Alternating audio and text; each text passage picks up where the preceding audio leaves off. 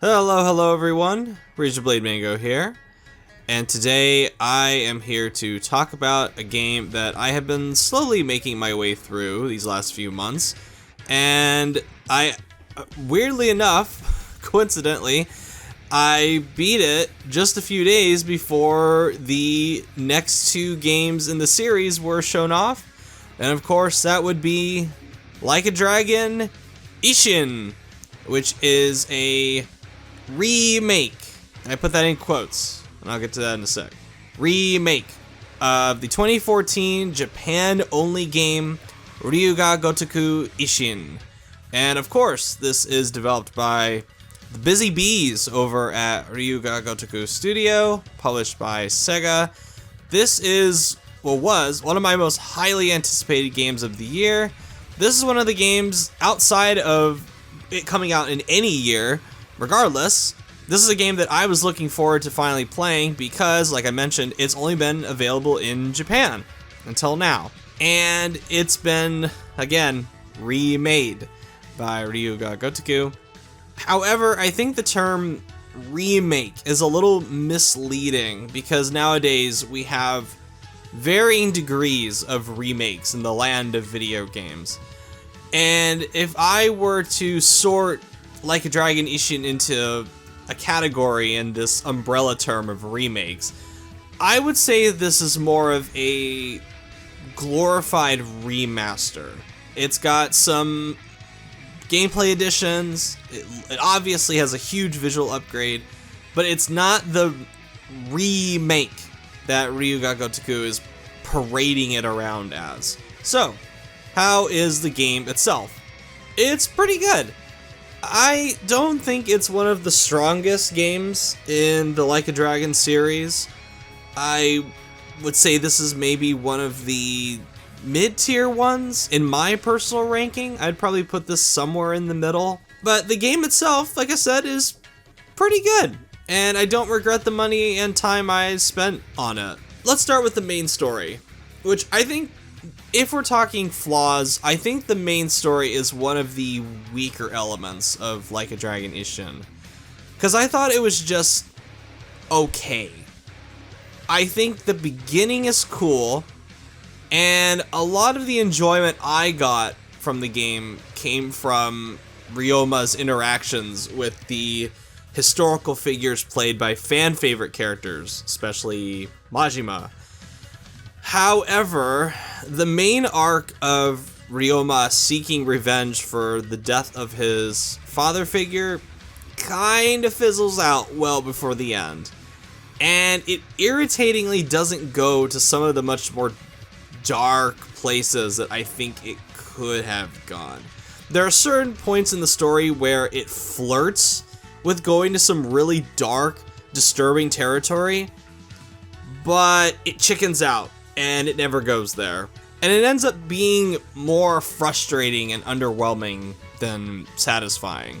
And there are some great moments throughout the game in the main story, don't get me wrong, but overall, I was left kinda, at the end. When all was said and done, I literally kinda just sat there and thought, oh, this is where it's ending? Okay. And it just wasn't very satisfying, which is unfortunate. However, once again, the side stories steal the show for me. There is such a large variety of side stories in Ishin that you never know what you're gonna get. They range from the hilarious lunacy that the series is known for to stories that legit made me cry. And that's the awesome thing about these side stories is that when you're walking around the environment, you always stumble upon the most random shit. And like I said, you never know if the story is going to be funny, if it's going to be heartwarming, if it's going to be sad, if it's going to be a weird blend of all three. I love it. And, for example, one story that I thought was hilarious had me helping an ugly samurai find love. And the villain of that arc is such a scumbag that he literally says at one point, and I'm quoting, "Are you saying that my soul is not fuckable?" just that line of dialogue was just, I had to pause the game because I was just laughing so hard. There's always a point in these Like a Dragon games, there's always at least one that makes me laugh to the point where I'm crying. And that was that moment in Like a Dragon. I thought it was great. But then it takes a hard pivot. And the very next story was this achingly sad story about helping an old couple bury their recently murdered dog.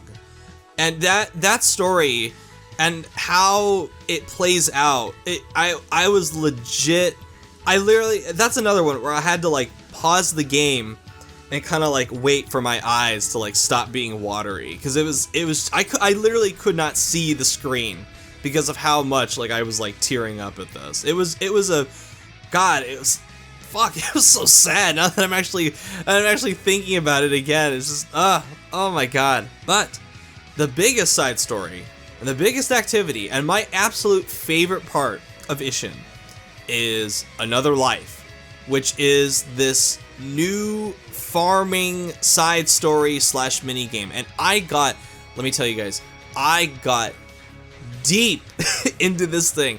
I sunk so many hours into Another Life, it's not even funny. It could have been its own little dedicated $20 game and I probably would have bought it. And it's not the most mechanically deep thing.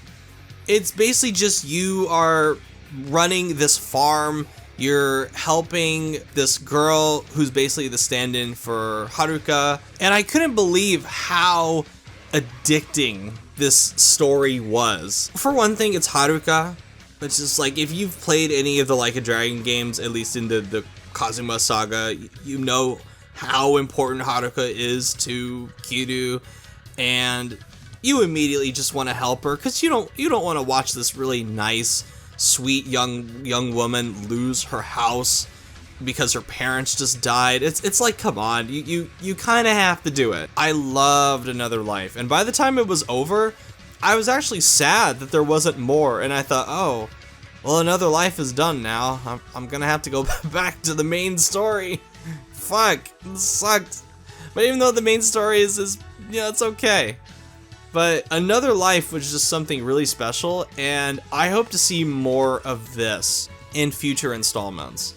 I know it doesn't really make a whole lot of sense, given that a lot of the other games are set in the industrial kind of areas of Kamurocho and Yokohama and that kind of stuff, and now maybe Hawaii in Like a Dragon Infinite Wealth, that might make sense, but I don't know. This, to me, this minigame, this was as good as the Cabaret Club. And I loved it. I loved Another Life so much. I hope it appears again at some point in the series. One of the reasons, too, that I put remake in quotes is that the combat is not as remade as I expected for this game. And it's honestly one of the more dated aspects of the experience. Because if you're new to this series, and like, let's say Ishin is your first game, it might be a little bit of a shock as to how odd the combat feels, because it lacks the smoothness of the more recent Like a Dragon games, and actually the Judgment sub-series, and feels like a slightly better version of the combat from the PS3 era of the series, where Ishin originally came from. So that's one element that I was hoping would get a bit more touched up. I mean, it's still good, it's fun combat, but it's not as good as it's been in recent entries of the series, at least the non-turn-based RPG Yakuza 7. And another addition that they added that's actually been given a bigger role in this game are the trooper cards, which I'm not usually crazy about cards being used in combat, but I can't deny that there are some absolutely broken ability cards that you can get in this game. I had one throughout the entire third act of the game that sent a giant lightning strike to every enemy in the room, and it wiped most of them out in one hit. That was stupid. It's broken as fuck, but I had a lot of fun using it. I can't deny that. Other than that, the broken abilities, I just wasn't really feeling the trooper cards. Thankfully, you can easily ignore them if you just want to focus on like pure melee or one of the 4 builds that you can do.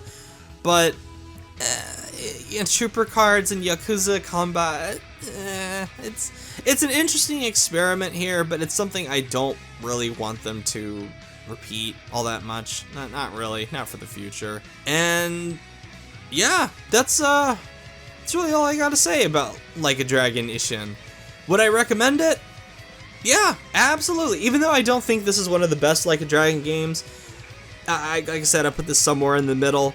I still liked it. I still had a lot of fun with it. I would almost recommend it just for the another farm segment of the game, because that shit I really dug.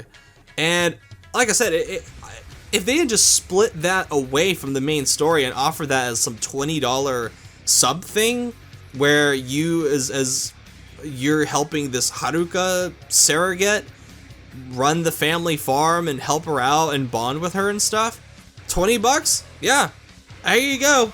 Here's my $20. Sega, take it, please. I'll gladly pay for that. But as it stands, as a $60 experience, absolutely, I would recommend it, especially if you're a fan of Like a Dragon like I am. Anyway, thank you so much for watching. If you like what you see, subscribe. Let me know what you guys thought of Like a Dragon Ishin. And as always, I'm Razorblade Mango. Thank you so much for watching, and I will catch you all later. Goodbye!